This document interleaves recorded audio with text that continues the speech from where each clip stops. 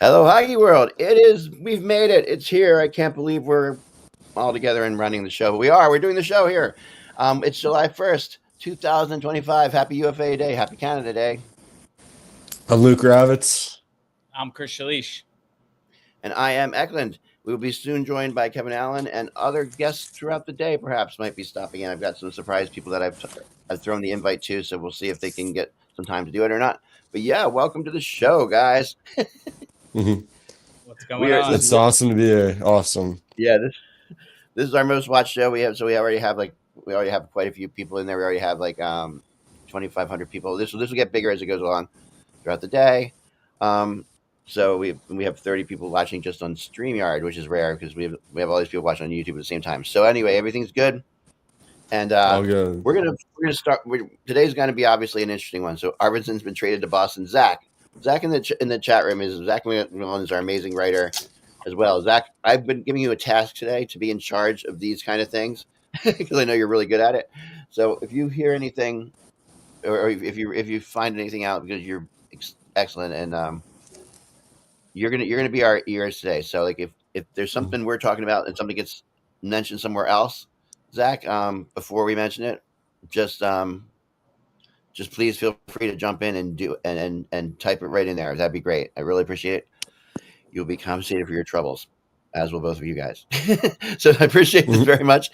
And this is the So Jake Allen's extended. Is that per week's? Chris, what are your thoughts? I want to hear the dollar amount. I don't know why they the priority. It's like, oh, everybody wants him, so now we want him as well. I mean, his numbers were phenomenal last year, right? But if you watch the games, he didn't pass the eye test. I mean, the guy couldn't handle rebounds. Every time he came out of the net, it was an adventure. He'd give up like 2 goals in 30 seconds, 6 minutes into a game. Then he'd have 10 phenomenal saves, but you didn't give your team a chance to start, right? So you give up those 2 early ones, you give up 2 quick ones at inopportune times, and it puts the team behind the 8 ball. And, his numbers were, he's showing signs of wear and tear. I got the numbers. It was 5 years, 1.8 million AAV. So 5 years. Yep. Wow. It's a lot of years. Take him into his 50s. Chris, is that taking him into his 50s? I think maybe. No? Yeah, I think so. It looks like they took a page out of Zito's book there, like what he did with Marchand, right? You sign a 37-year-old guy to a 6-year deal, Yeah. So, I mean, Crafty, like 1.5 I'll take it. There's no way he plays 6 years if he, I don't know, 6 weeks maybe the way he plays.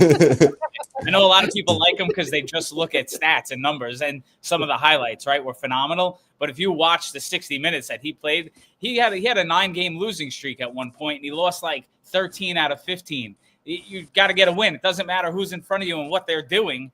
If they don't even score a goal, you got to figure out a way to help your team get that first goal and win a game. And he couldn't do it. I hope it works out, but I don't see it. Look for him to be traded at the deadline. That's what I think. Really? I think a trade. Wow, who's going to pick up a 5-year? I mean, everybody wanted him, right? And there's a very. There really is no cap hit at all. Yeah. I mean, everybody wanted him. Well, did they want him though? I mean, there's some conniving going on in there too. There's some agent speak going around. Yeah. I'm hoping that there's none of these NMCs are attached to it, and they can shop them at the deadline if someone's a little desperate. Yeah, over the next 6 years. Stankoven is 8 years, 48 million. Thank you, Zach. I like that. That's really good, actually, isn't it? 8 years, 48 million. It's making $6 million a year. Yeah, $6 million is like is basically going to be like about $3 or $4 million in a couple of years with the way the cap's exactly. Oh yeah, so he needs to be a first, second line forward too as well. So he's gonna be this contract is gonna be great for the Hurricanes. I love his game. He's a little undersized, but he doesn't play like it. He goes in that hard and he could score. So he's very comparable to. I would think he's a little comparable to Ehlers, right? He's probably not as good of a skater by any means, but I mean, only $6 million. That's a steal considering people are talking almost 10 for Ehlers now. Well, Ehlers is much older, of course, and Ehlers is more. You bring Ehlers in for a different reason than you have Stankoven in. Did you? There's putting Mitch Marner's goodbye letter on TSN over here. Sorry, your turn. My days have here come to an end. And I'm not gonna do it. I'm gonna do it in the Ken Burns voice, like anyway. All right. So yeah, I think that's a friggin' steal by Carolina. I'm gonna tell you right now. Yep. I would have bet 8 and 8 almost, because if you're gonna and if you're Stankoven, that he's really the one who's set up basically for a bridge deal, right? But they did a full deal. So because he's coming off his rookie contract, that's a hell of a thing. And yeah, I don't know. I think that's too little for him, and I don't, and we will get on to Ehlers because today's show is basically the Nikolai Ehlers deadline show, so we'll find out. We'll talk about that for sure. Go ahead, Luke. No, yeah, I was just gonna say how Ekblad's contract yesterday was just unbelievable by Bill Zito. I mean, you got all three of the guys you wanted, one of them taking a pay cut just to stay with the squad, and I was telling you yesterday, I very well think they could just go back to back to back. So, I mean, that's looking good over there in the Sunshine State. So, it's unbelievable There's no what they've reason been they doing. wouldn't, but the reality is, with each time you win, it gets harder to win again because of a lot of things, like psychologically. Oh yeah, for sure. Psychologically, it gets harder, because I mean, they are fortunate to have players. I really fully believe.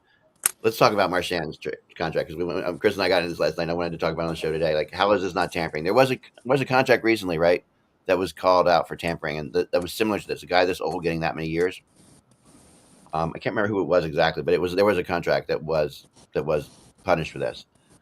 I'll tell you why I think this one isn't tampering, and the reason is this: there were other teams who were willing to do this as well. So I think if they're going to make the argument that this is just a thing for the hell of it, there were other teams that were willing to go almost as far. Like the Devils weren't willing. Devils were in it. They weren't willing to go 5 years, which or makes sense. Or 6 years, right? 6 years. They weren't willing to go. They weren't even willing to go 5 years.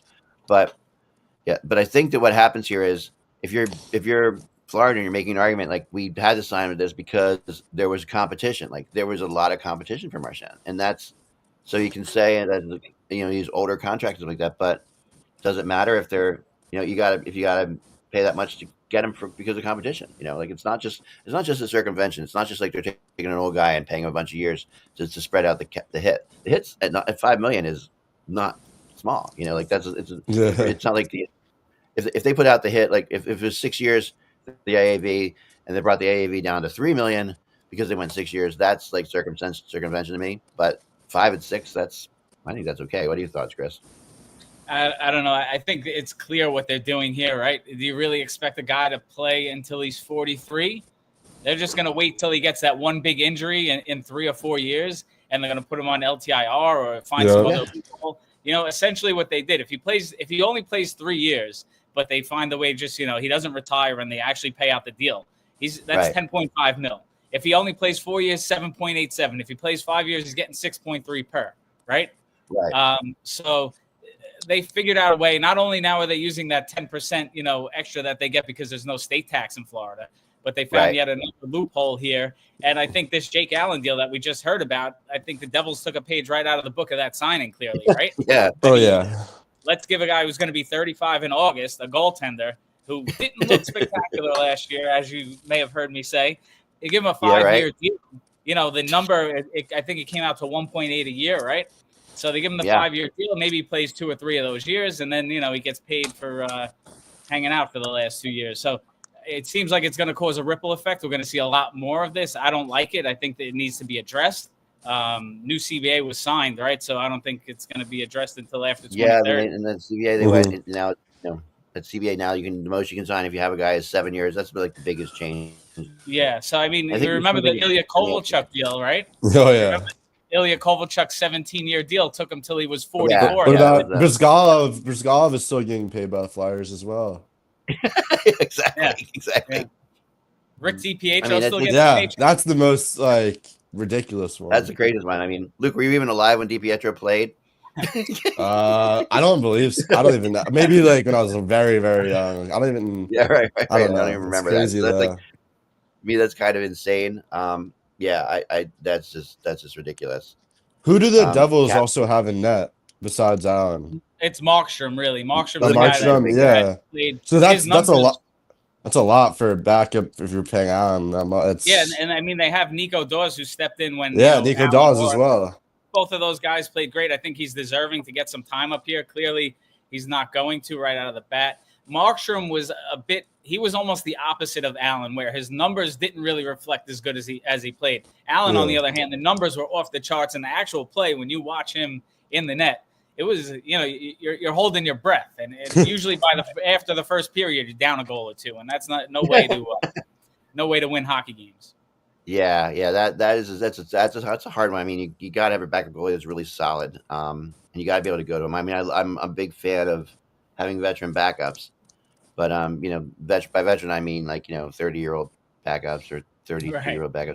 I mean, the whole concept that there's going to be a bidding frenzy for him was to me, I was never buying into it. Like I didn't either. I mean, the Flyers were in talks for it, and I just texted, were rumored to be part of it.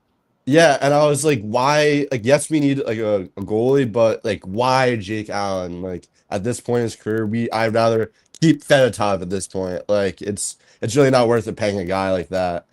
But I mean, the Devils, I guess, saw something in that loophole Chris was talking about, I guess. So they made it work out. Yeah, at 1.8 million, a year, it's not horrible. I don't hate it. 5 years is crazy. Yeah, 5 years. No, that's what I'm saying. 5 years. He won't play the 5 years. There's no way no chance. 5 years. No but at 1.8 million, I'm not mad about it because it's not bad. I mean, I was hearing 3 to 5 million a year. That's what people were talking. I was like, who in their right mind is going to pay that? And like X said, it was probably something that the agent there drummed up a bit. Yeah, I think it was, and I think that because really the teams that were fighting for it were who? Montreal. It was Philadelphia and somebody else, right? I forget who it was. Somebody else. There was somebody else that was being rumored to be in on Jake Allen besides the Devils that were going to sign the thing up. I can't remember who it was. Edmonton. It was Edmonton. Maybe it was Edmonton or something like that. It was one of those things like, if you want to throw a goalie rumor out, put Edmonton and Philly into it because that's like you're pretty much guaranteed that you're gonna be able to get people to believe it because those teams have needed goalies since the 1900s. So to me it's like completely kind of crazy. So there are rumors about Corey Perry in Philadelphia. I did see that. Noon. People and so, I have some friends who just went nuts about I get on my text like that. Corey Perry, what the why would we possibly say and sign Corey Perry? So that means we'll go to the Cup Finals and then lose. That's probably what that means. Then. We'll take that. But the reality is, this Flyers team, I think Tocchet looks at it and says, we don't really have a veteran guy that can really teach these kids how to Maybe Couturier a little bit, but Corey Perry is way more physical than Couturier. Obviously, towards the end, Couturier's been more physical towards the end of his career. But we definitely, and we have Delorier, but I mean he's really he's a fourth liner. We don't really have a top 3 forward that has that physicality. It's mostly just skill. So maybe just to get him, it would be pretty good for us with Nichkov. I don't even know where I would put him though in the lineup. Maybe the third or fourth line. It's not going to be like Edmonton. Poirier is heading elsewhere. If that happens, I think that, I mean, Kutz still has some game left in him as well. I'm fine. I'm fine with him. He's more of a defensive guy, so I think that if you're going to get a defensive specialist, some team wants a center that's defensive. I know at the trade deadline there were some teams that were calling about him because he's he's a perfect trade deadline pickup if you're going into the playoffs because he's going to help you. Way, right? For sure. I have heard about Palat actually moving as well. You wrote about that a little bit, I think, too, Chris, right? So that's another possibility that could happen here. I think, is Tampa going to just reform that team that won the Stanley Cup, basically? Yeah. I mean, listen, if they could move on from that contract, it's a win. He was good here for the Devils for sure. Yeah. But the time's come. They could use that cap space. I think today is when him and Hamilton, both of those no move clauses, go to 10-team options. So at least they have maybe something going on here where they could move out him and/or Hamilton. Hamilton seems less likely now. I'm hearing, but there are really no right-handed shot defensemen if you look in the top 50 UFAs, you have Nate Schmidt, Nick Perbix, Brent Burns, and Cody Ceci. Those are the only 4 guys that are top 50 UFAs. So I don't know. There's got to be teams out there in need of that right-handed shot, and the Devils would There's probably always teams in need of. There's always the teams Devils in need would of right-handed be, shot. more than willing to move most or preferably all of that salary. So that's interesting to see. There's 2 players I keep hearing that people are interested in, but the money they keep saying is the money is feeling like it's too high. And usually when that happens before July 1st, like where their deadline is only like it's right here. We're only 30 minutes away. So usually when you hear that before noon, that means that player is not going to get signed for a while. That's usually what I tend to feel like happens, because when the agent puts the price too high, people will go to other places first, and that player will end up signing for less down the line. You really got to be careful of that. Like the 2 players that I've heard about that are Gavrikov from LA, who is, people are saying he's going to get more than Provorov. Provorov got 7 and 7 years, 8.5. Yeah, So, I mean, Provorov's one of what I want to call the 3 bears, the three bear Goldilocks thing this year, which is that, so you've got first of all, one was too high, one got too much money, which would be Evan Bouchard. One got too little, which is Ekblad, and then Provorov is pretty much just right. Yeah. So I think they all should have been about the same. Actually, they all should have been around $8.5 to $8.5 million. But I thought Provy wasn't too happy in Columbus. I thought he was going to go somewhere else, to be honest. Yeah, I mean, I think he's about the money. He's kind of one of those guys. Not just knowing him a little bit. Like if you put enough money in front of him, he's going to do it. He's a great player too. But if you put enough money in it, he's going to go for it. I feel like that Columbus did that. Maybe they went a little bit higher than they had to, but I don't think so. I mean, I actually like Provorov a lot. I think he's actually continued on his stable trajectory. Like he's always been basically the same player since he got into the NHL. So but look at these Bouchard, that is the one that just like, forget about it. Like, what the heck's that about? Like, I'm listening to XM yesterday when they're talking about this, and they said, I wouldn't consider Evan Bouchard an elite player, but I think the contract is about right. I'm like, wait a second, $10.5 million. You better damn well be an elite player. Like that's all I can say. That's not like a situation where he's in not 27, an elite player. 28. When the cap's at 113 million from 95 this year, I guess it doesn't sting as much. But again, it's weird because it was only a 4-year deal, right? And you would have thought he was either looking for term or like, wouldn't Edmonton want to lock him in for longer than that? I don't know. If they're going to pay 10.5, you kind of want some stability there. He's the guy though. Like having talked to people in Edmonton, he is a great player. He's a great playoff player for sure. But I mean, he scores points in the playoffs. Put it that way. He's really just an offensive defenseman. Like he makes some huge errors in the defensive zone.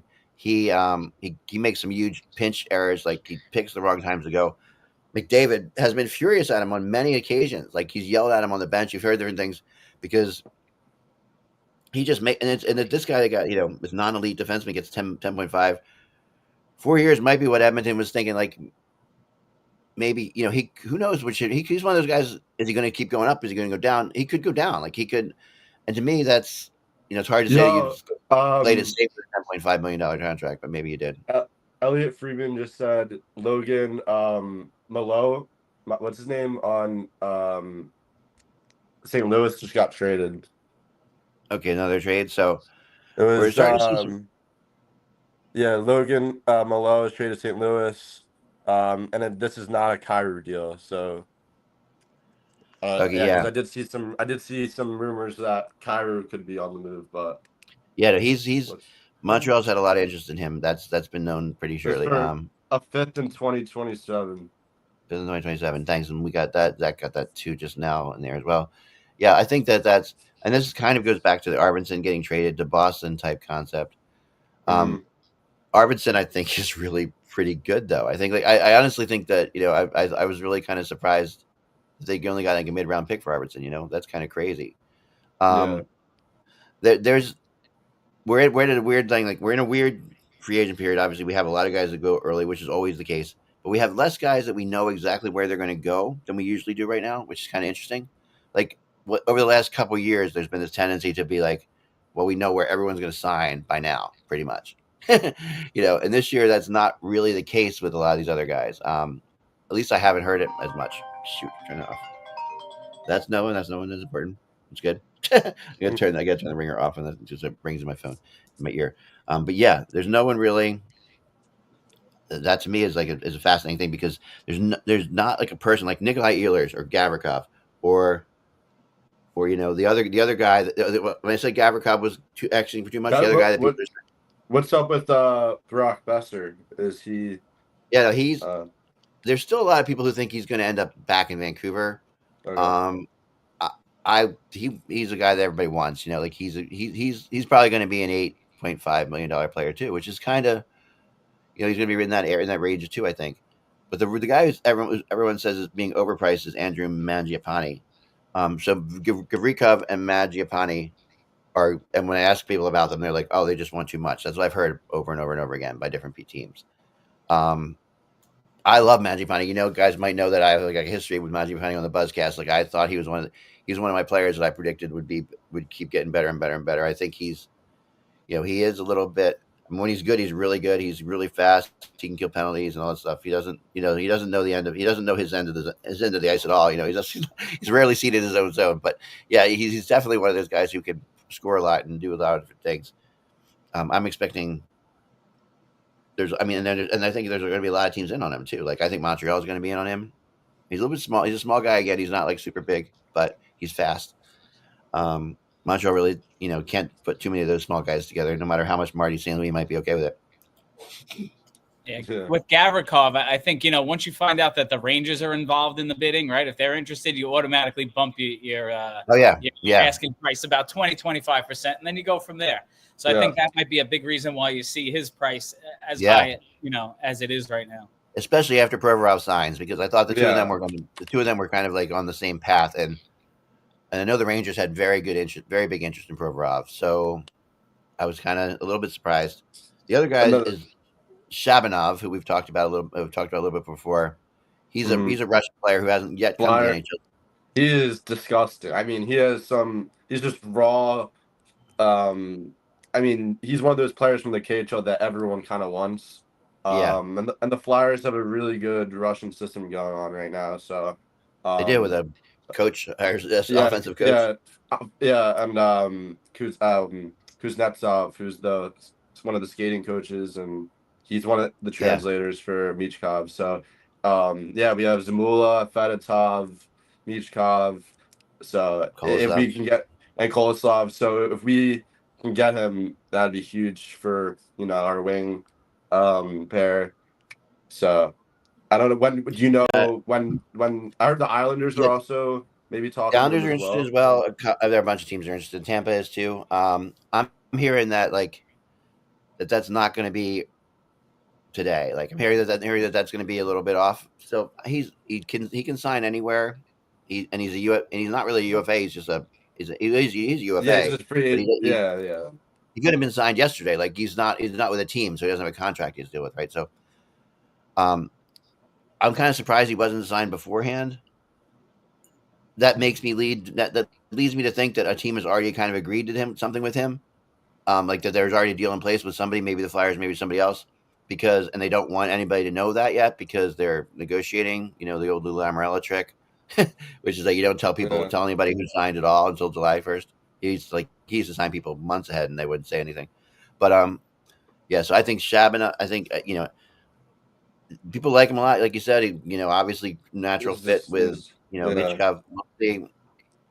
There's also the other thing that you have to remember is that there's Russian guys are very funny because they sometimes don't like certain other Russian guys. Like I always wonder, there's a really big competitiveness to getting out of Russia, and so Michkov and this guy, I'm sure, cross paths. They might be best of friends, or they might be mortal enemies. You just have no idea of knowing. But I've seen that happen before. Like Ovechkin wouldn't play with some people. Like they wouldn't let them come in. Like it's just they don't hold back when they're in their foreign land in their homeland tring to get over here. They'll step on each other as quick as possible sometimes.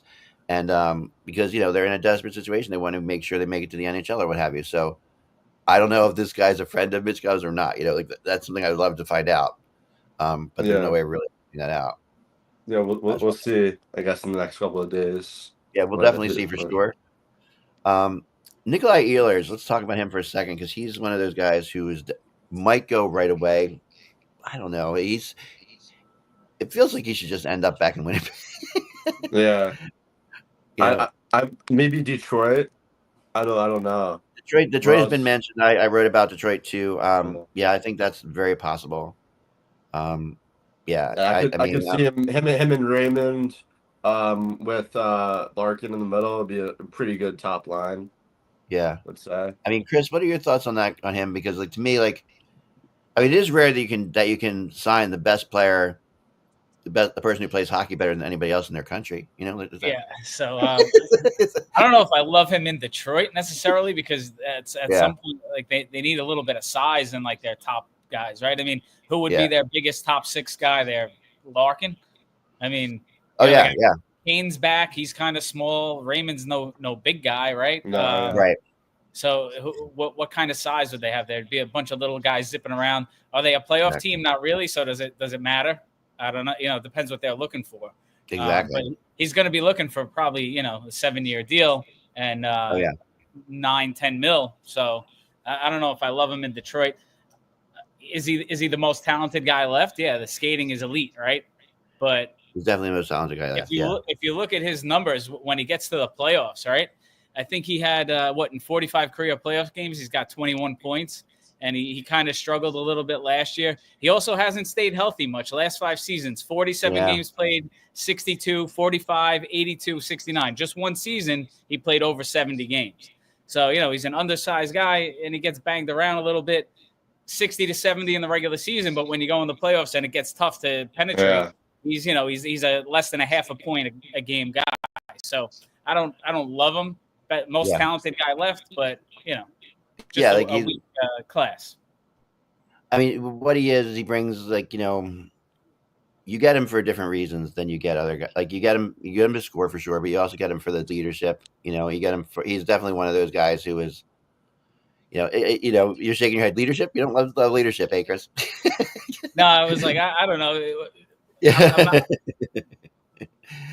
No, I know what you're saying. I mean, that's such a hard thing to calculate. What exactly that means. It depends on the kind of room he's coming into too, because Marchand's a great leader, and he could have been sent to a team, and he could have taken over that team in a bad way, kind of because he could have broken the room apart. But he went into a really strong locker room in Florida, and he liked it, and he was fine with it, So you have to be careful. If a guy's a really good leader and he's used to being a captain or what have you, comes in and bam, that can be. I've seen that go wrong more than I've seen it go right for some reason. I mean, I'm also working on the rumors about Cam York in Philly. That'd be pretty big. Do you think it would be a bridge deal? 2 or 3 years? I don't. I thought it would be long first, but I got the impression it's going to be. What's another trade we have now? Okay, so it was Zach Bolduc for Logan. Bolduc. So Bolduc was involved in the Logan trade. Trade. Okay. I don't know either of those. I think it was a pick. I think there was also maybe a pick involved. Yeah, I'm not sure. Interesting. That is with Montreal and St. Louis, which is interesting. So that's to their, maybe. I mean, maybe the whole. Zach Bolduc is good, very very good. He impressed me a lot. Is when he was drafted? Yeah. Okay. I don't really know him very well. I don't know too much, but from what I've watched from him, very physical forward. He's fast, can move the puck around. So for Montreal, it's a good move.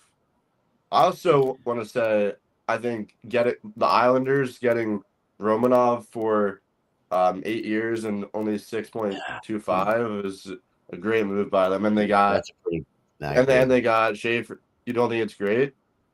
I think it's great.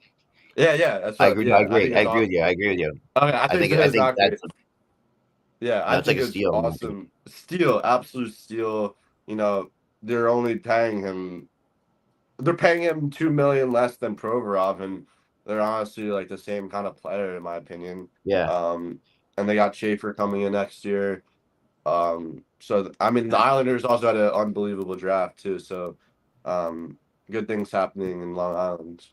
I love sure. that Romanov deal, especially Yeah. with Schaefer coming. You could put them right next to each other, Yeah. and Yeah. now you have Yeah. someone to really keep everyone in line, not to touch the young guy. It reminds when I played high school hockey, I had this defensive partner, Eddie Horn. If anyone touched me, they were going through the glass, right? So right. type of thing. I was I was almost as good as Schaefer, but he treated me as if I was. So. That's funny. That's hilarious. No, I like Romanov since he was in Montreal. I never understood why Montreal traded him. Honestly, I was like just baffling to me because that was one of the guys they should. I mean, he was one of those Russian prospects that was very highly talented, especially coming out of the World Juniors. Everyone wanted him, and the Islanders the Canadians got him, and I was actually shocked as well that they moved him. So.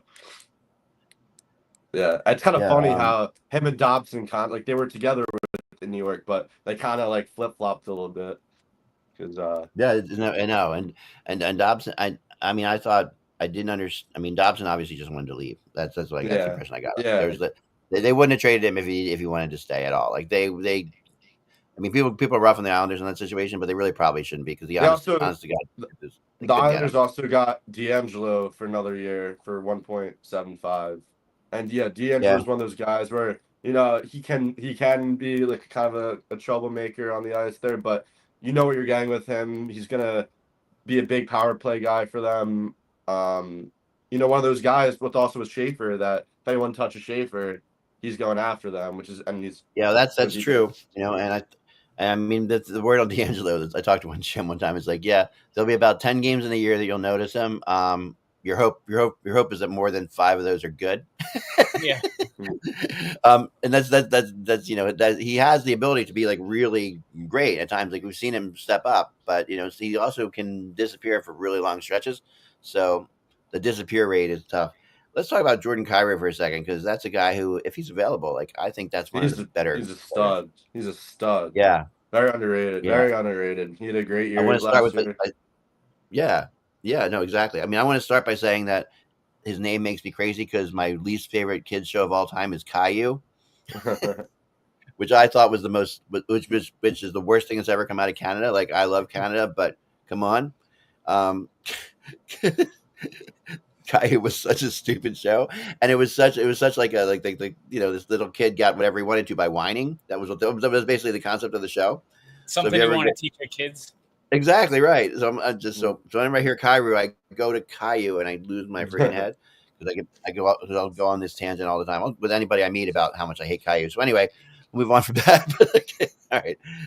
But yeah, I think Jordan Kyrou, man, if you can get him. Okay, so Lafferty has been traded just from Buffalo to Chicago for a 6th round pick. These picks, it's so funny. Like the 6th round pick, we're seeing just right. We're right. Who? Yeah, exactly. A lottery ticket. I like that.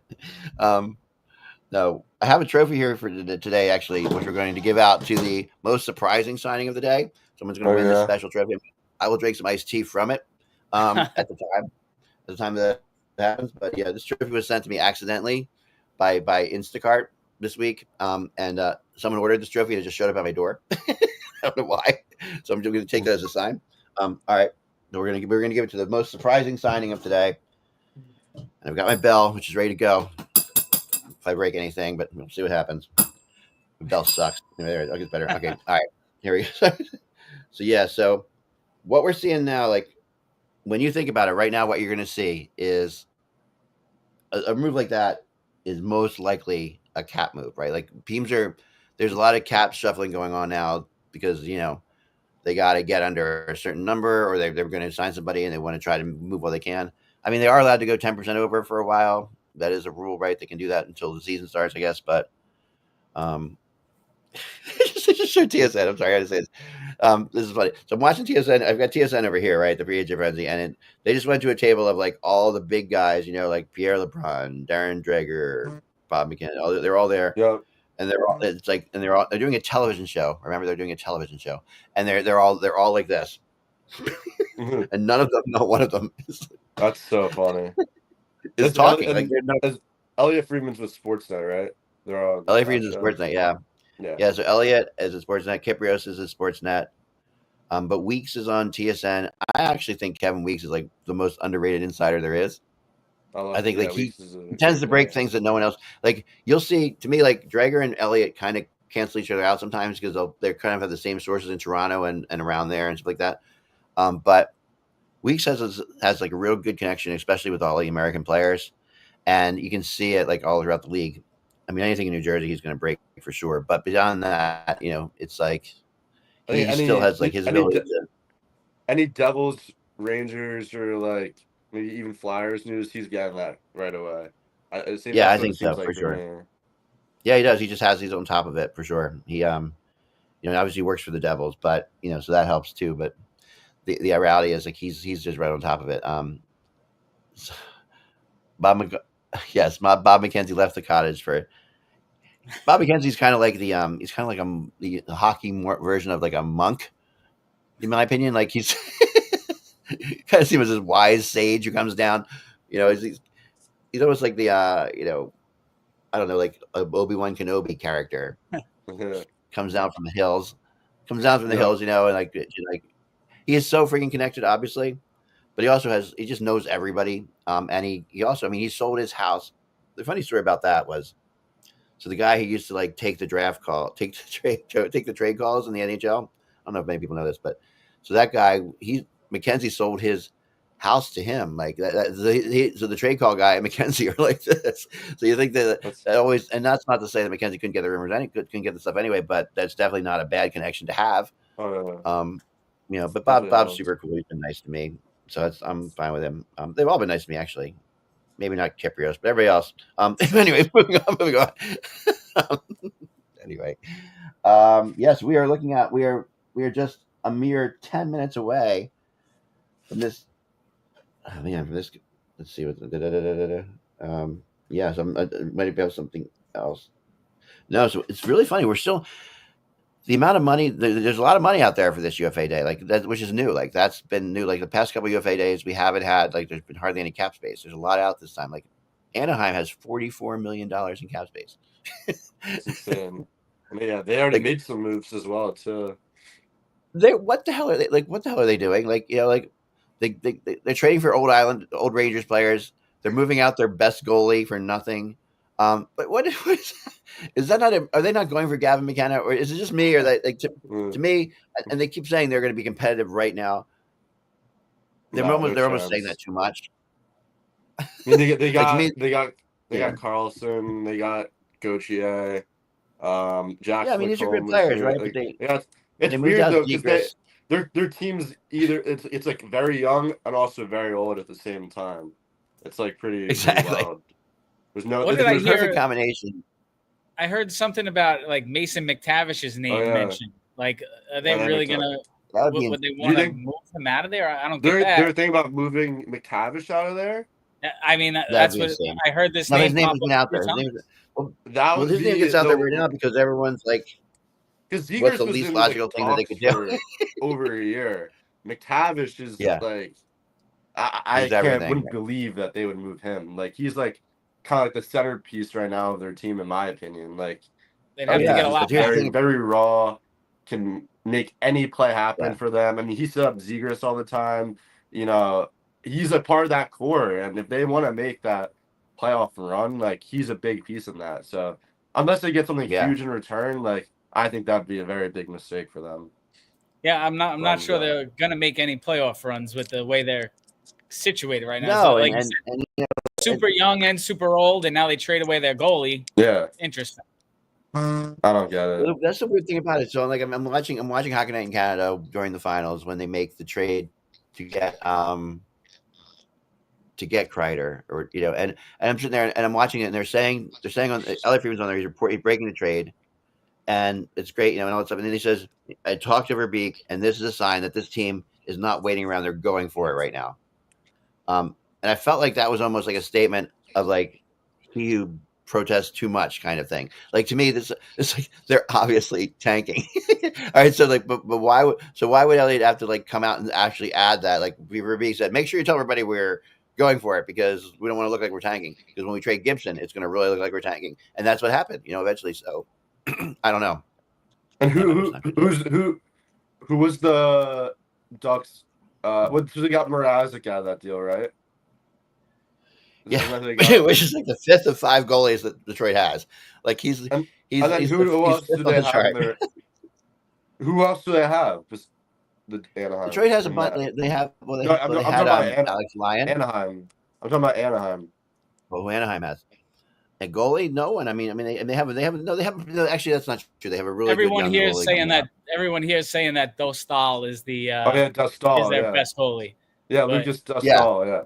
Yeah, and he's got a lot of potential, and he's going to be good, and that's fine. But Mrazek. I mean, I'm happy for Detroit to get Gibson. I think as long as he stays healthy. But Detroit has so many goalies under contract. That's kind of crazy. Like Alex Lyon is one of the a couple of those guys. Like Alex Lyon could possibly be traded to Philly again. Could be back in Philly as a backup. That would be good. Edmonton. I thought Edmonton should go for Alex Lyon last year. I thought they should have gone for him.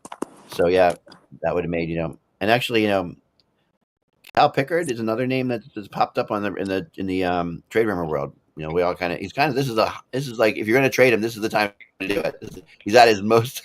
He's at his up right now because everyone just saw him in the finals play pretty well, right? So I wouldn't say he's that up though. I mean, it's not like he brought them there. To be honest, but he was 7 and he played good. He played good but yeah, it's just one of those. If your team gets him, it's yay. It's not it's fine. It's just he'll be a backup for you. He's not a starter goalie. But we were speaking of goalies, away, by the way. Did you see the Thatcher Demko extension, and what do you guys think about that? Now they have Lankinen at 5 years, 4.25. They just gave 8.5, right? Yeah, 3 years. Right? I mean, that is. Well, I'm glad it was a short deal, and if he's healthy, he's great. But it's that's such a huge if, and they gotta. The key with that. The weird thing about that team is their AHL goalie. I can't remember his name. Sealov, right? Right, Sealov. Right, sorry, Sealov. Yeah, I apologize if I'm hearing anything. If I missed something, because I just got another trade. Not another trade, but a rumor that I'm going to talk about in a second. But yeah, that he was like the MVP of the playoffs in the AHL. So you just signed. You have now 3 goalies. Lankinen is a good goalie. He's not a bad goalie at all. I don't know. I think that they're kind of in a weird spot there. So what I'm hearing now is that Brock Boeser, the Edmonton Oilers are hot on him right now, and basically the Oilers have traded out Kane. They traded out Arvidsson. They made some space here, and Boeser. He would be huge for the Oilers. Huge. Boeser to Edmonton, interesting move. And I think that's good. That could be something that you could really see go further. That's from a pretty good source too. So we're at 11:57 now. So it's still funny that we haven't seen a bunch of names come out just anywhere that these guys are definitely going anywhere. This is very different than this is more like the old school UFA days that we used to have. This is our 20th UFA day podcast on HockeyBuzz.com, by the way. 20th. It's kind of insane. Also, a lot of people were signing the past couple of days as well. You kind of all the big names. You still have Ehlers and Boeser, but besides that, it's kind of just smaller guys. Yeah, the best. I think that's for sure true. Gavrikov is out there too. The Kings are really, like I said, the Kings though, from what I understand, stepped away from Gavrikov because they're afraid of his knee. He has some knee injuries, but yet he's being priced really high. So Zach McMillan saying that Dave Pignotta of Fourth Period, who's really connected really well with LA, said that the Boeser sweeps. These right are LA, Edmonton, Boston, Columbus, Minnesota, San Jose, and Anaheim. That kind of clears it up pretty good. Don't you think that's 1, 2, 3, 4, 5, 6? That's a good fourth of the league. That's 25% of the league right there. You're looking at that. So I mean, and I think LA's a good chance. LA was really pissed off about what happened with Vegas and Marner and all that stuff. They're really angry about it. They're still. I've talked to somebody over there. They're furious about it. Like that. When you heard about the stuff that coming down for like tampering and stuff like that, that was LA like threatening to like pull the tampering because they really wanted Marner, and they even heard like there were all kinds of things. It's interesting how far Vegas had to go to make it not look like tampering. I had a feeling Marner was going to go to Vegas, to be honest. Yeah, I mean, he wanted to go. Yeah. I mean, he wanted to go there, but the reality is like tampering exists everywhere in the NHL. I mean, we're going to see guys signed in the next 2 minutes. You know, probably it's 11:59 right now. We're going to see people sign in the next minute here that are going to be they're going to be like guys that are like, how did they possibly negotiate this kind of a contract in that kind of time? You ever been with a lawyer before? Ever hang out with a lawyer? Right? Yeah. I mean, how is this going to happen so quickly? Was it Kevin who told me one time that because of the rules, David Poile back in Nashville signed Scott Arneal. Remember that whole thing? And he signed him on the U of A day without ever having met him or spoken to him because he had to sign him right away at 12 o'clock. And that was it, right? It's just crazy. I mean, it's just absolutely crazy. So yeah, I'm going through some of the other guys. Connor Brown is an interesting name, I think. Mm-hmm. You know, I think I like him a lot. Klingberg kind of had a rebirth a little bit. He's also a UFA that's out there. I don't know how far I go with him though. How many you think these contracts happen next minute? Well, it's 12 o'clock right now, guys. According to my phone, it's 12 o'clock, and I haven't heard anything yet. My phone's not ringing at all, which is weird. I do think that yesterday we're seeing. I think we're seeing a little bit of like an aftershock of how much stuff happened yesterday. All those teams, all those players just re-signed yesterday. They were all guys that were plan A's for a lot of other teams. You know, and that we were talking about like what kind of stole some of the thunder, right? Is that Tavares went right away, Marner's gone, all three of those guys from Florida that everyone was like so hopeful to even make an offer to. He didn't even get a chance, right? Again, here we are. We're talking about Brock Boeser, a 50-point guy, good player. You know, Nikolai Ehlers, 60, 70-point guy. Those are your big fish that are left. So your big fish, and I mean, it is interesting because I have put together a list for if the show gets slow in a little bit, which it could because we don't know. I mean, I did vow. I don't know if you guys knew this, but I vowed on my blog that we were going to stay on the air all summer until every player was signed. So the podcast is going to go for a while. Let's just like get comfortable. We're good. Anyway, I said or 2 o'clock, depending on which we want to do. Yeah, you know? Whatever comes first. Yeah, right, exactly. Yeah, so that's like normally right now we hear something bam and we haven't heard anybody, which is really interesting to me. We're gonna stay with that for sure, but we'll find out. I'm looking at the free agent frenzy people on the by the way, free agent frenzy, my name. I made that up. Just want to throw that out there. Like that was mine like way before they called it free agent frenzy on TSN. Just my mic dropped a little bit. Okay, sorry about that. Anyway. All right, so yeah, so let's talk about. I have a list though that of the best free agent signings that were what free agent signings really led to. Let me say it this way. Sorry, my mind is usually scattered and it's even worse today. What free agent signings led to winning? Like because usually the majority of those the free agent signings don't, the big ones especially, don't lead directly to Stanley Cups, you know, like, but sometimes the small ones do. Like, and that's the weird thing about it. Like sometimes the medium size, like free agent signings, which is what we're left with right now. Sometimes these are the most important free agent signings there are.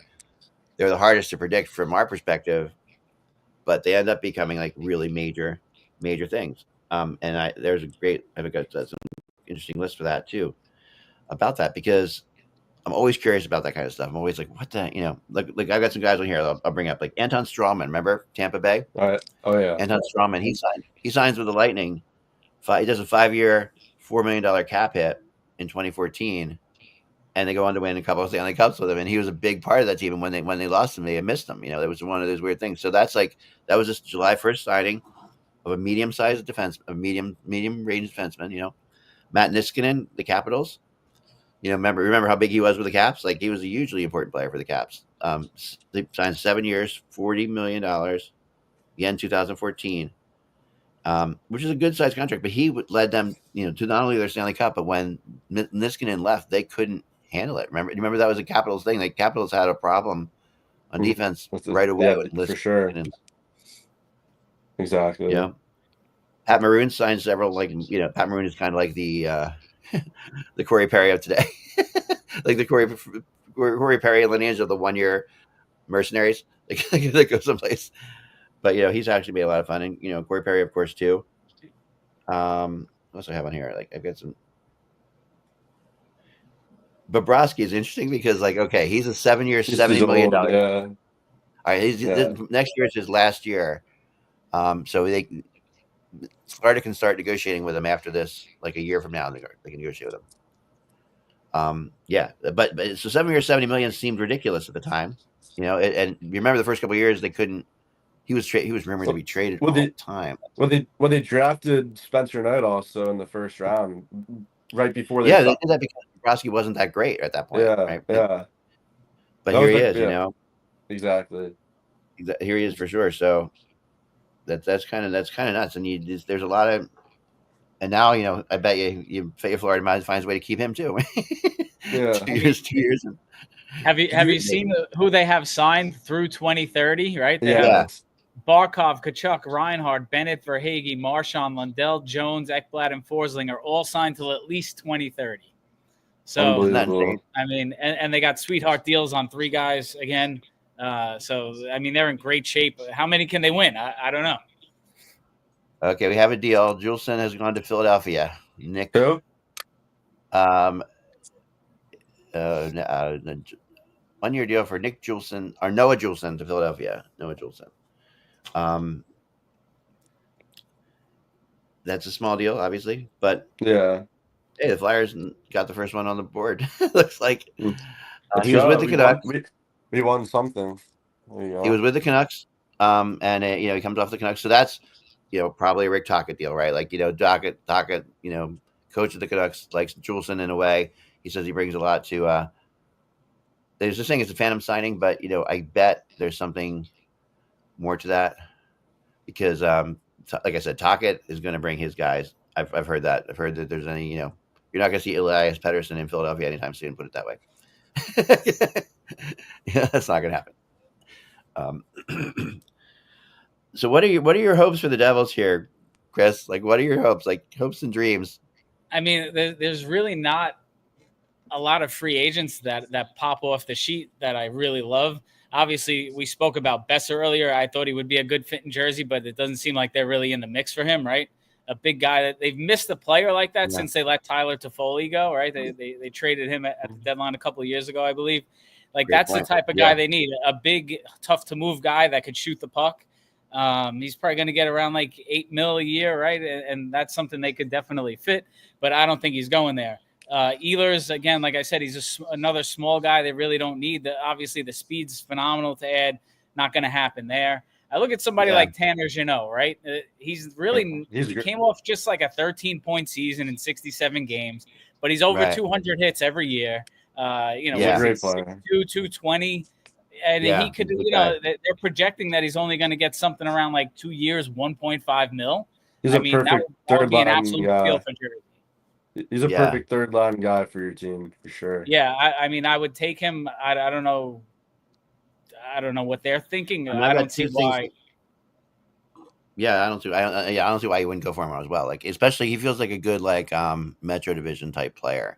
Like there, he would really he was really going to be huge because the Metro Division is getting bigger and bigger and bigger. It's like they're all drafted big guys. And come playoff times, you want those guys that when the defenders are on the ice, they see him on there. They're like, oh God, I got this guy now, right? So you have Timo Meier, who's like a bull out there, who doesn't make anything easy on guys. But when you got into that bottom 6 last season, it was pretty soft considering the size. Bastion really fell off. Lazar was like a 0. So we need a little physicality in the bottom six, and I think that's like probably a no-brainer if you're Tom Fitzgerald. Does he want to come to Jersey?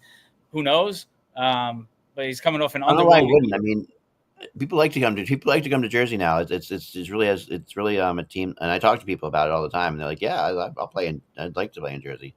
It's kind of cool.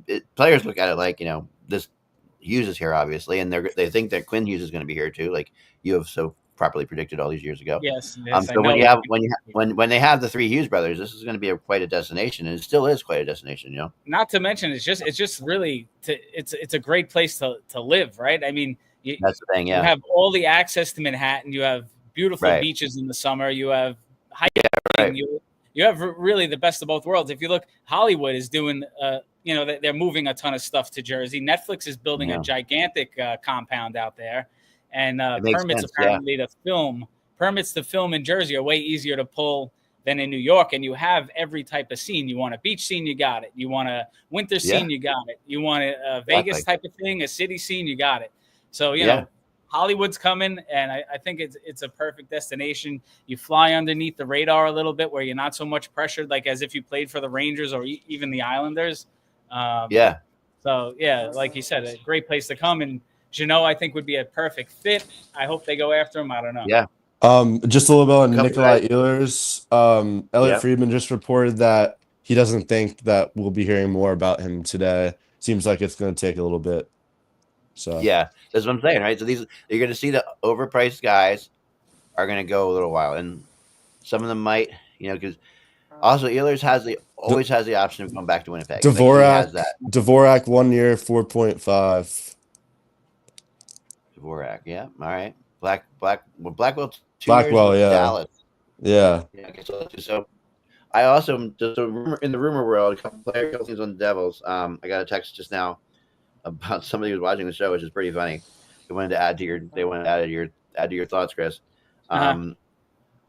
Marco Rossi is one of those guys who they're still kicking tires on, and they're getting calls on Nico Dawes.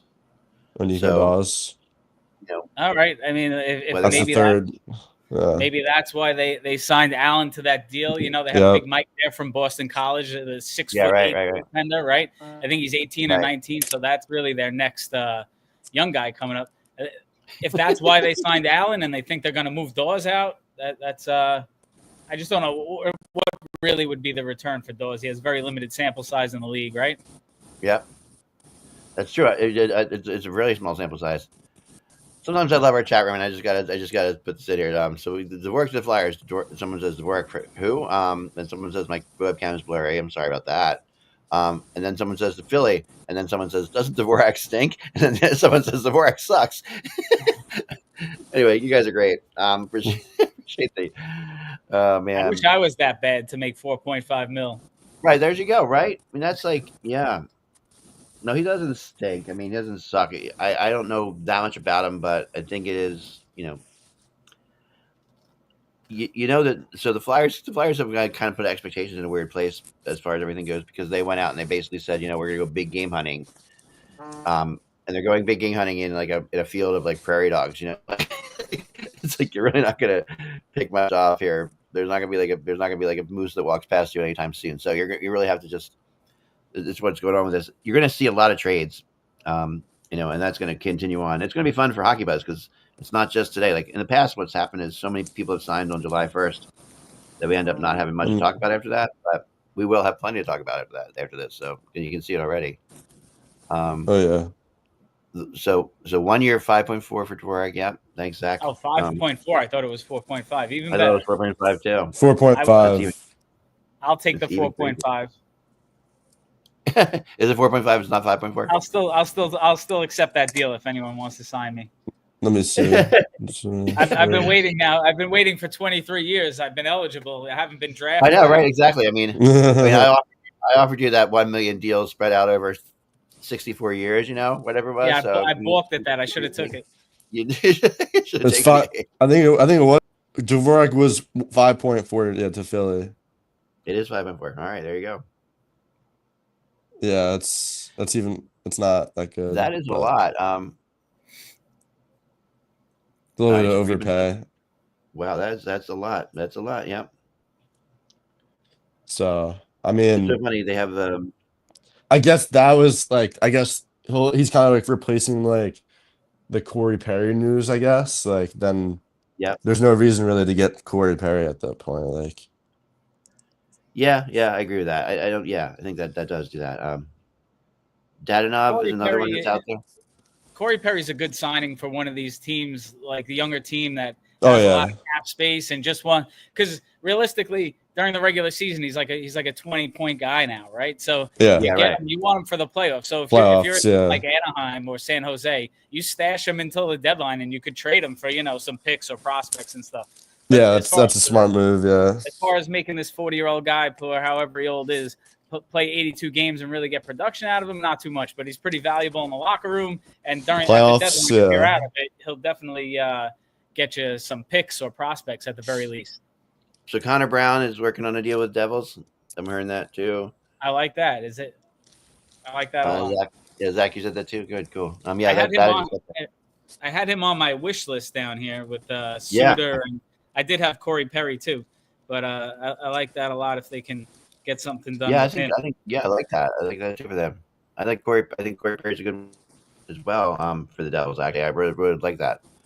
I think that could go pretty far. I wouldn't mind. I wouldn't be surprised if Corey Perry ends up in the Rangers or something like that too. Just we don't know what the Rangers are yet because they're definitely trading away a lot of players. But Pius Suter is another one that you talked about. He's a good player, but he's not a great player. He's number 7 on the list here on TSN. I don't know. That he should be a top 10 UFA. That's a really bad UFA period. Orlov the same way. Dmitry Orlov is another one. He really was really bad for a while and then got better again. But he's something I would trust only in the right perfect situation. Perry's a UFA, of course, yeah.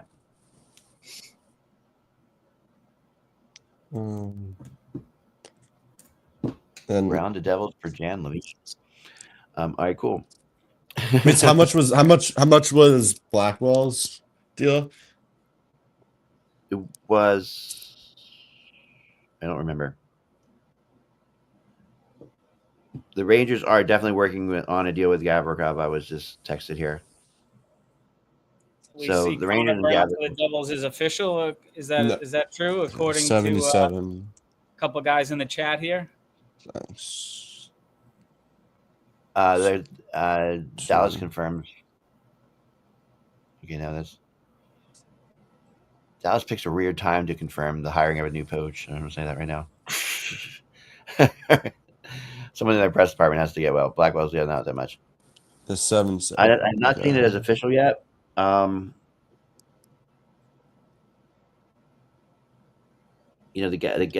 top defenseman: Gavrikov, Orlov, Schmidt, Lindgren, Klingberg.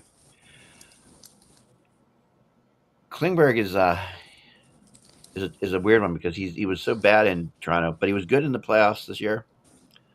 Schmidt is another one of the was actually very good for Florida. And Schmidt signed in Florida for only $800,000 last year. Remember, so like Schmidt signed 1 year in Florida to get this next contract. So Right. they're not going to be able to keep him because he wants at least probably $2.5 million at least.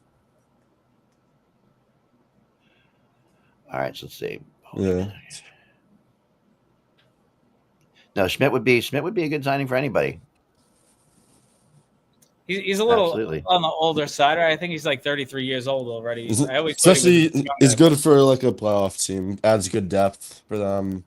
He is older side, you're right, but he also can run a power play. So that's the other thing. Like, it's not bad to get a guy who can run a power play. Yeah, I think he's coming out of obviously an ideal situation there in Florida, right? Everything seems to be going right. It's sometimes when these guys switch, they get a change of scenery. It's a little more difficult. I mean, he's played for sure. Good Winnipeg teams, good Vegas teams, good Capitals teams. So he's always been, pretty competitive. We'll see, what happens if he goes to a team like, I don't know, let's say Calgary or Vancouver or the Calgary can definitely use him for sure. Yeah, no, I think you're right. He's still making buyout money. That's true. I was going to bring that up. Thanks in the chat room there. Schmidt is still making buyout money from Vegas, would it be? Is it where was he? He was before Florida. He was Vegas. Is that correct? He was with Winnipeg for 3 years before Winnipeg. Florida. Then Yes, Okay, it was Vancouver, Winnipeg. Vancouver for a season, and then it was 3 years with Vegas. Okay, yeah. Vegas is Yeah. a while ago. Yeah, it's kind of weird. It is kind of. I still think of him as a Vegas player, though, in my head. Like, I don't remember him playing Winnipeg at all. Yeah. But he played for 3 years. Yeah, I totally The forgot Jets- he was on Winnipeg. I'm not gonna lie. Just Yeah, the he ones who bought him played out. over 200 games for Winnipeg over those 3 seasons. That's crazy. Yeah. Which they bought him out. They're the ones who bought him out. So that he must have signed a pretty big deal there to get there. Had we more time, we would check into that, but that's okay. I'm trying to see what else I got going on here. Oh, man, Black man. on. Yeah, I mean, on Christian Dvorak, he's like he doesn't stink at all. Like he's not like he doesn't suck. Remember he was a big part of that deal that when Montreal went to get him, that was like a big deal at the time. That was right after they lost In the finals, was it? No, they traded for him because they traded for Dvorak from Arizona, which I guess maybe Target had him in Arizona. That's possible. But yeah, they traded him to Montreal because Montreal had just lost the guy that they got offer sheeted. Someone will help me out with that, I'm sure. Sorry guys. I'm just like I'm running out of RAM here in my head, so I'm working my best here. But yeah, Kukinami.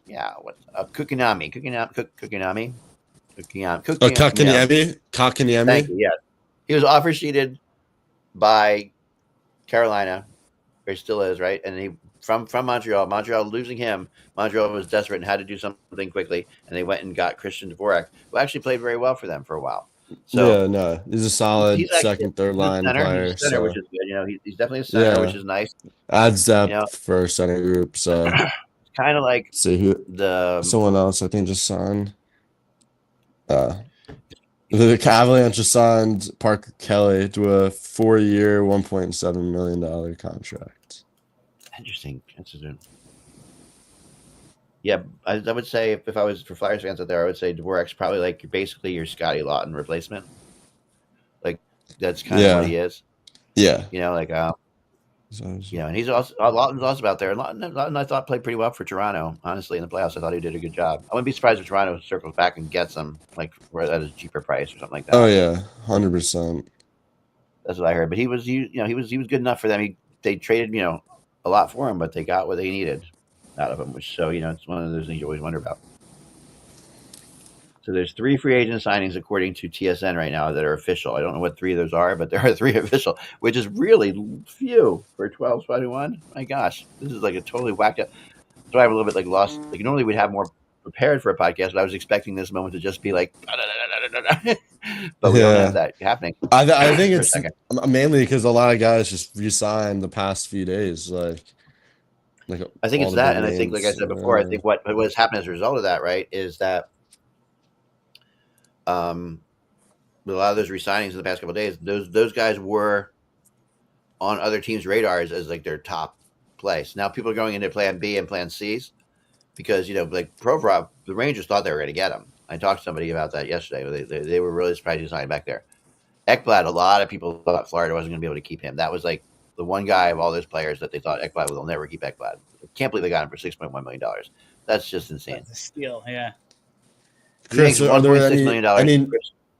any news on Luke Hughes? They're gonna get a deal son. Whatever it is, they'll get it done. He's for sure. There's no chance he's leaving. Talking about it could be somewhere between the $8 and $9 million range. He's fine. Yeah, he's worth it at the end of the day. Have a guy like that. Yeah, I don't even call him Luke Hughes anymore. I call him future Hall of Famer Luke Hughes. Because a lot of people who don't understand hockey, like if he makes a mistake, they want to be down his throat. But the guy's 21 years old and he gets better game by game. He's just the most phenomenal puck mover, skater. He has some size that the other 2 brothers don't. So curious to see how he fills out that frame. He's worth everything. Right. And with the cap going up, if they give him $10 million for 8 years or whatever they can give him, I don't even mind that. Yeah. I agree. Here's what somebody taught me a long time ago, like a run of the really old hockey guys taught me when I was first started out. Like they said, when you want to figure out like a guy like Luke Hughes and how good he's going to be in the NHL eventually, because it's going to take time.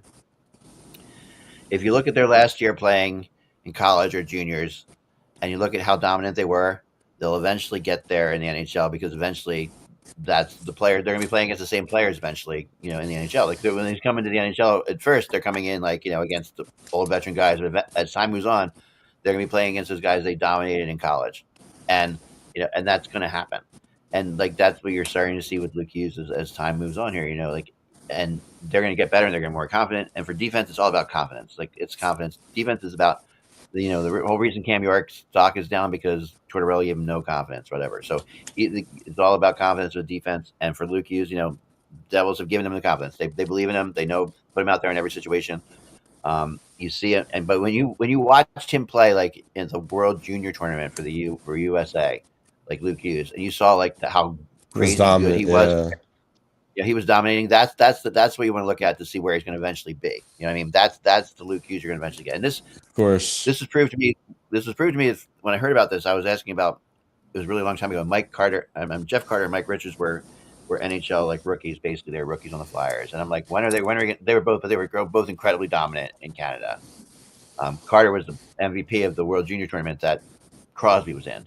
Think about it, so like it's like kind of crazy. So.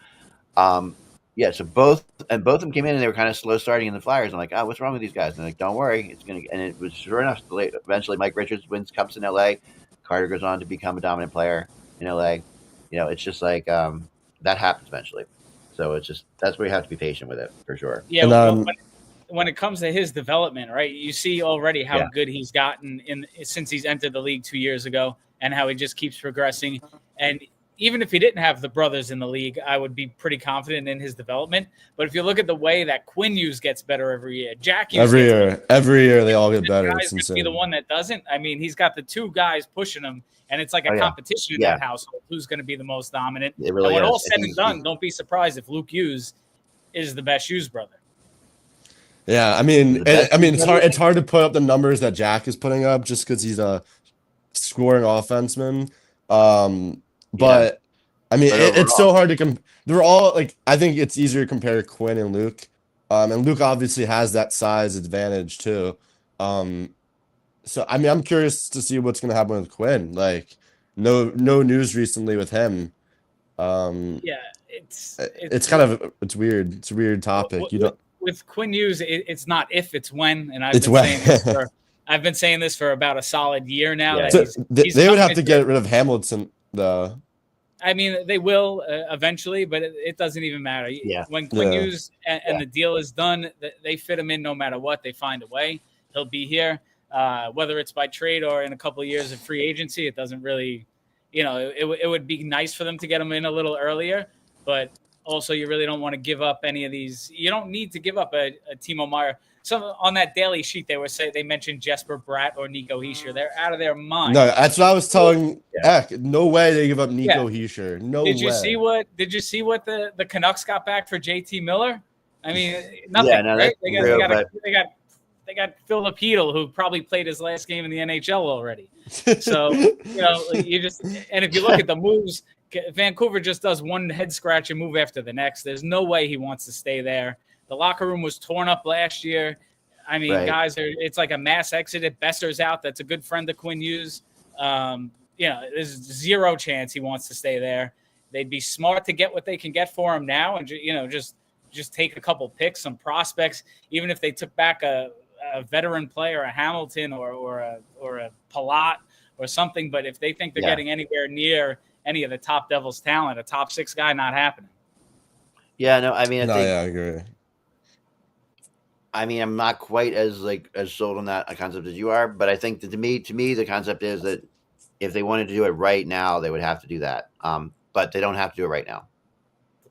See, that's where I'm kind of at. Like, if they wanted to do it right now, you'd have to get one of those two guys, because you're trading best player. You're trading Vancouver's. Miller was not their best player in Vancouver. Like you're trading the best player in Vancouver, Quinn Hughes. He's their best player, and 100%. Yeah, you have to give somebody from the first like top 6 or top 4. Right? You have to give up somebody in those top lines to get the best player in the league. Even though Hughes might only want to come here to extend here, but they're more likely just to wait it out. They're more likely just to wait it out with Hughes and just say, eventually he's going to be UFA. What, in 2 years? Yeah. I mean, I'd like to get him in early. Vancouver should. Yeah. I mean, they always make the wrong move, so I'm sure they'll just let him rot there for another 2 years. Well, you want to get something for him, but you're right. You want to get something for him, but you also, when you talk about a certain level of players on your team, like you need them to try to win in the playoffs. Like at some point, like you're going to lose them for nothing because if you trade him away, team's not going to make the playoffs. Well, that's not losing him for nothing because there's a lot of money that comes from playoff revenue. Like if they trade him away early and they're not going to make the playoffs. So are they going to make the play?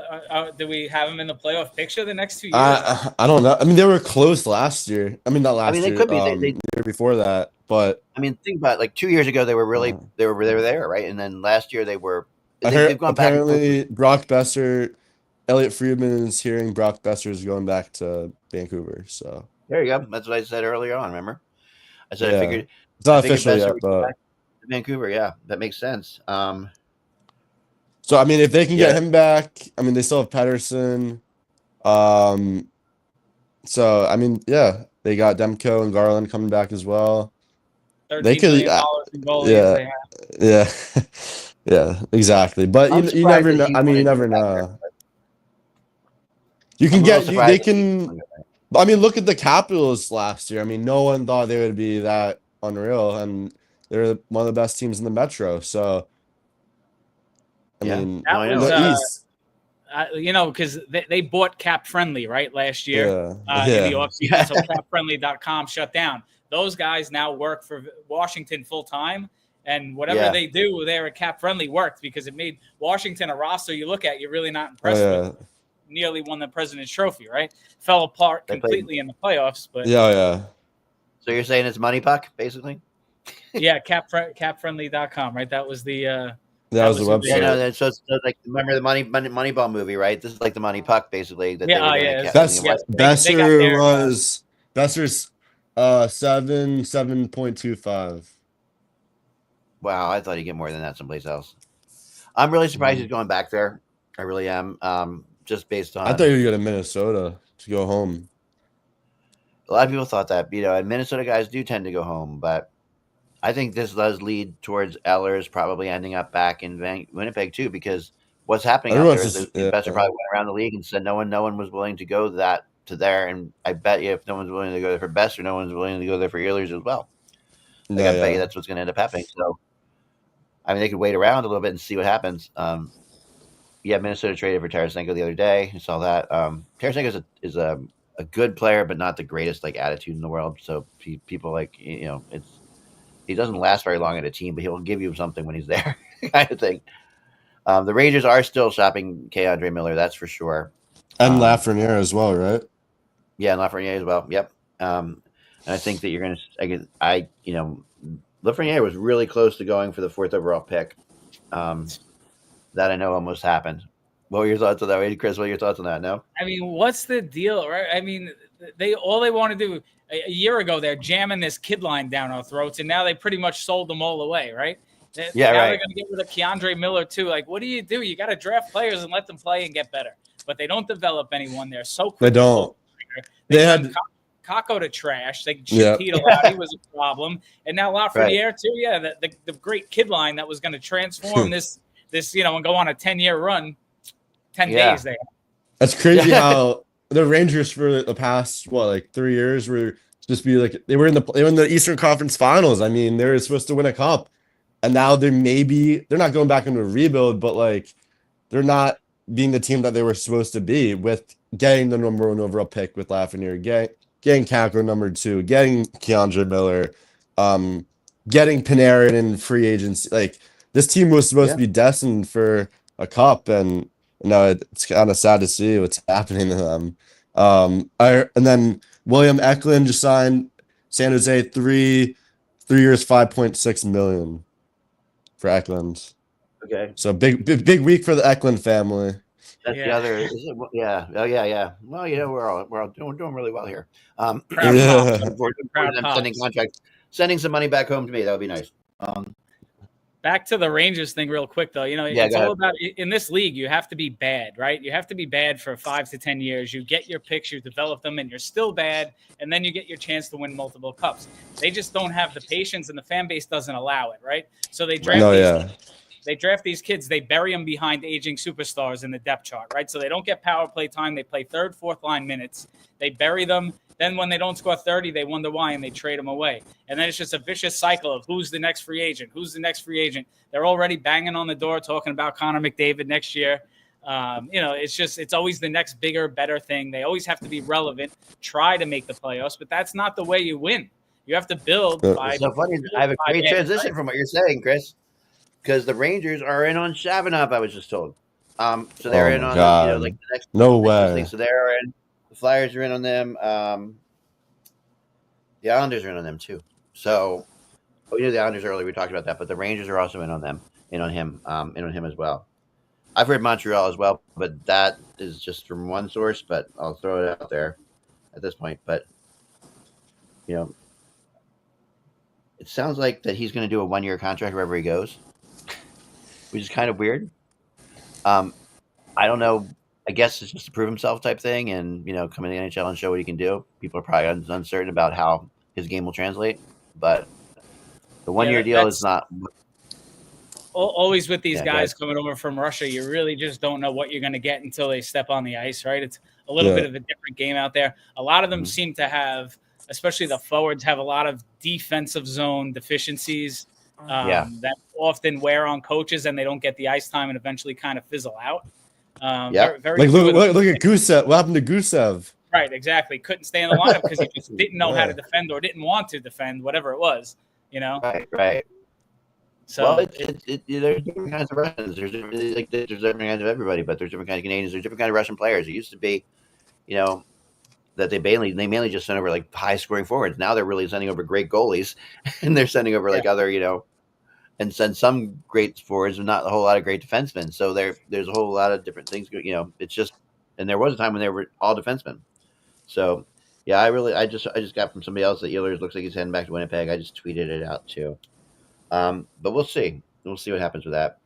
I mean, I think that he feels like he's been a Jet forever. Like it feels like that he should stay there.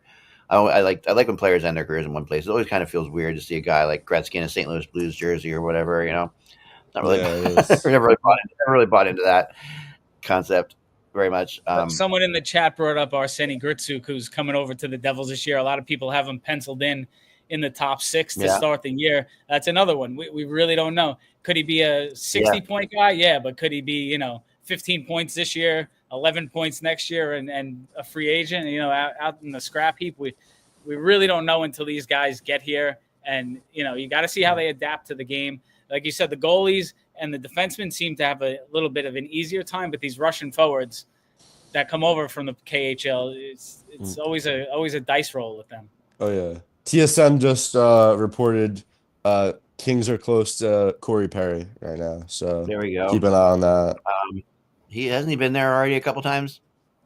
Nah, he's been on every team, right? Basically, I don't think he's been on the Kings. Yeah. He was on the Ducks. Yeah, the Ducks. That is so crazy. I got to talk about this for a second. This is so crazy ironic. I've got a friend who is a Kings fan who hates Corey Perry with a passion. Like he is the person. I've never heard anybody talk more bad about a player than he talks about Corey Perry. That's going to be hilarious because, geez, imagine that. That's crazy.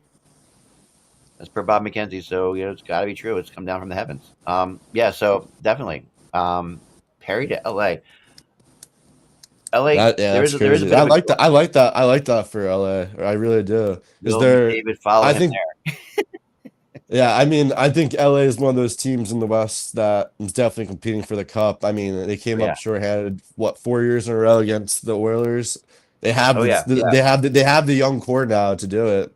This year they should have beat the Oilers. That's kind of crazy. Yeah, they should have for sure.